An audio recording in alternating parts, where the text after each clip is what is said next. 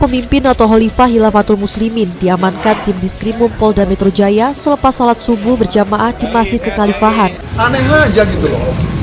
Orang sholat ditangkap. Ada apa gitu di negeri kita ini? Kok jadi anti sama dengan Islam, nanti orang sholat gitu kan, itu sebetulnya. Presiden Jokowi justru mensponsori Islamofobi. Bagaimana sebuah negara mengizinkan sebuah ormas atau organisasi yang dalam konstitusinya ingin membunuh negara itu? Berhentilah dengan Islamofobi. Itu adalah konyol ketika orang mengatakan di Indonesia itu sekarang pemerintahnya fobi terhadap Islam. Saya bilang itu omong kosong. Kelihatannya Pak Mahfud nggak paham bahwa bahkan Amerika udah berhenti dengan isu Islamofobi. Islamofobia itu di dalam teorinya, yaitu satu pemerintahan yang benci kepada Islam atau takut kepada Islam. Oleh karena benci atau takut itu, Islam harus disingkirkan dari proses-proses pemerintahan. Apa-apa itu jangan berprasangka buruk. Islam dimusuhi, Islam mau dimusnahkan, Islam mau digencet, ulama ditangkap. Ulama apa? Kriminal itu yang ditangkap itu. Aku nggak teroris, nggak kriminal. Kecuali kalau besok jadi kriminal kan. Kamu sendiri yang harus nangkap. Saya pernah berdebat di sarang-sarang khilafah. Saya pernah datang. Saya ceramah di situ. Saya pernah datang di kelompok yang ingin mendirikan khilafah 2001 dan cuma 2 orang saya datangnya. Dan saya berlawanan. Kalau Anda dengan berteman dengan mereka, wajar. Kalau ada yang keluar dari Pancasila, dari Undang-Undang Dasar 45, dari NKRI, dari kebinekaan kita, itu hal yang sangat fundamental sekali. Kalau itu ada ormas yang seperti itu, ya kita gebuk.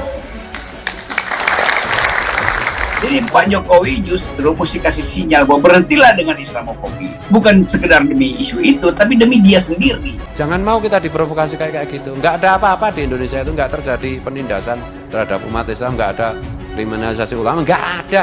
Yang ditangkap polisi itu ya memang kriminal, udah gitu aja.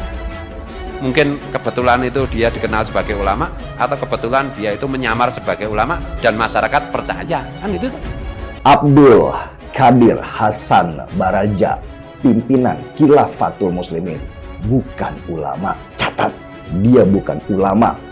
Dia teroris yang ingin mengubah ideologi negara. Kita berjuang dalam sistem khilafah untuk menyempurnakan pelaksanaan ajaran Allah Sunnah. Jangan sampai lagi berjuang menegakkan khilafah. Udah tegak. Yang nggak mau masuk neraka wajib kok. Yang nggak mau masuk neraka wajib kok. Saya beraspirasi untuk bikin negara Islam serius. Kenapa? Karena bagi saya negara Islam keadilannya lebih mudah dibayangkan daripada negara Pancasila. Negara Pancasila ini sudah final. Tidak boleh dibicarakan lagi. Apa yang disampaikan Rocky ini mengejutkan. Yang jadi masalah, Rocky ini sebenarnya adalah orang yang tidak percaya agama perlu mengatur kehidupan bermasyarakat dan bernegara. Karena saya berpikir justice itu adanya di dalam teologi Muslim. Tapi itu saya bangun pagi, saya lihat bagaimana caranya bikin negara Islam ya. Kan itu perlu anggaran, perlu segala macam, dukungan internasional. Jadi di dalam pikiran saya beraspirasi itu. Jadi yang kita perjuangkan itu tegaknya kesempurnaan ajaran din ini melalui sistem khilafah. Jadi ini sudah ada, tidak kita memperjuangkan supaya tegak lagi. Ini wajib. Perjuangannya apa? Perjuangannya menyempurnakan pelaksanaan praktek kita itu. Kita tidak perlu negara Islam, tapi perlu negara Islami. Saya beraspirasi untuk bikin negara Islam serius. Kenapa? Karena bagi saya negara Islam keadilannya lebih mudah dibayangkan daripada negara Pancasila.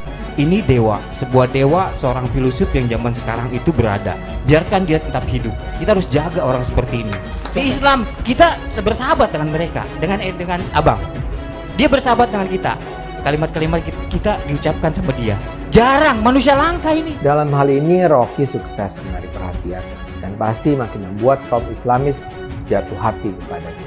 Kalau dari pengalaman saya sendiri, sulitlah untuk berharap Rocky menjadi percaya agama. Saya percaya sampai sekarang Rocky masih percaya bahwa agama dan kitab suci adalah konstruksi manusia.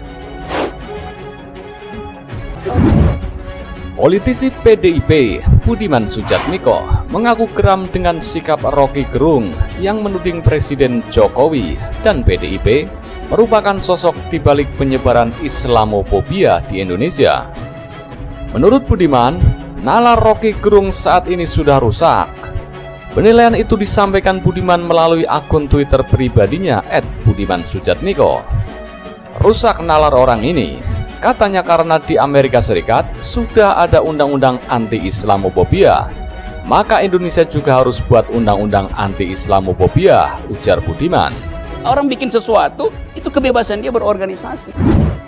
Ada ART-nya implisit mengatakan bunuh NKRI di atas bangkainya dirikan khilafah. Saya pernah berdebat di sarang-sarang khilafah. Saya pernah datang. Saya ceramah di situ. Saya pernah datang di kelompok yang ingin mendirikan khilafah 2001 dan cuma 2 orang saya datangi, dan saya berlawanan. Kalau Anda dengan berteman dengan mereka wajar. Bahwa resiko yang saya ambil untuk berdebat lebih tinggi daripada Anda bukan berdebat, Anda mencari afirmasi dari mereka. Budiman menilai jika nanti ada undang-undang anti-Islamofobia di Indonesia, maka perlu undang-undang fobia lainnya yang dibuat menyusul. Namun, ia menegaskan hal itu tidak perlu dilakukan. Kalau harus ada, maka Indonesia butuh undang-undang anti-kejawen fobia, anti-Sunda wiwitan fobia, dan lain-lain. Tapi itu nggak perlu, ujarnya.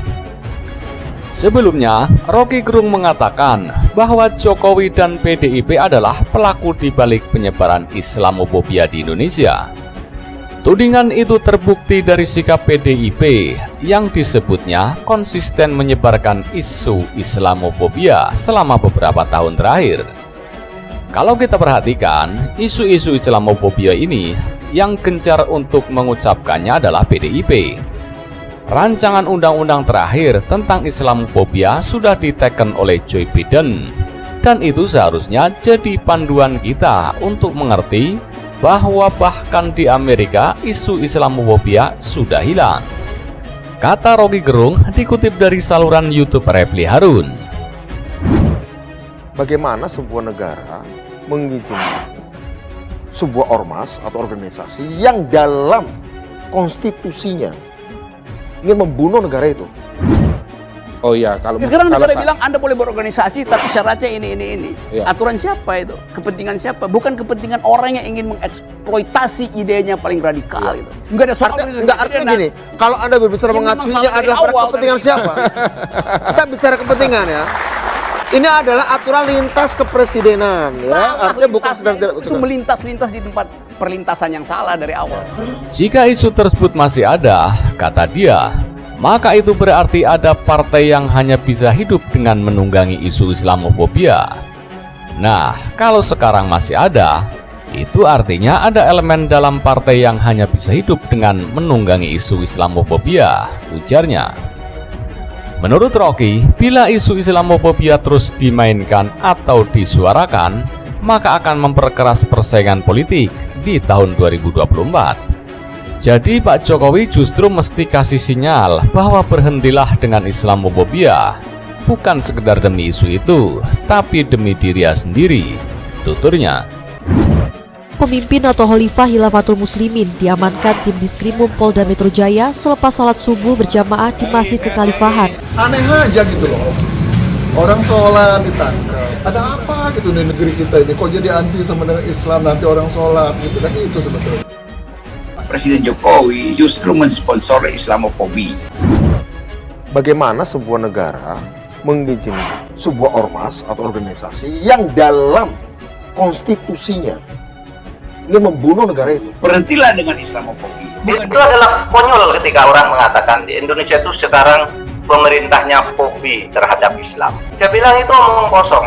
Kelihatannya Pak Mahfud nggak paham bahwa bahkan Amerika udah berhenti dengan isu Islamofobi. Islamofobia itu di dalam teorinya, yaitu satu pemerintahan yang benci kepada Islam atau takut kepada Islam. Oleh karena benci atau takut itu Islam harus disingkirkan dari proses-proses pemerintahan. Apa-apa itu jangan berprasangka buruk. Islam dimusuhi, Islam mau dimusnahkan, Islam mau digencet, ulama ditangkap. Ulama apa? Kriminal itu yang ditangkap itu. Aku nggak teroris, nggak kriminal.